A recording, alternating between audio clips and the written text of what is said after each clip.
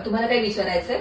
Ma'am, आम्ही तुमचं chemical फ्रीचं reel पाहून आलेलो आहे, पण ऍप्लिकेशन तर सोल्युशनच दिसतंय आणि मग तुमचे चार्जेस काय एवढे हेवी आहेत? बघ, इतकं सोपं वाटतंय.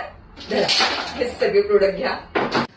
आता तुम्हाला जे कोणतं आवडतं ते तुम्ही 10, 20, 30 करून घ्या, लावून घ्या, काही हरकत नाहीये.